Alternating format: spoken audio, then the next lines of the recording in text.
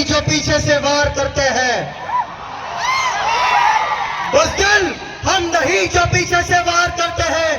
अरे हम तो वो आदिवासी है जो शेर को भी जगा के शिकार करते हैं।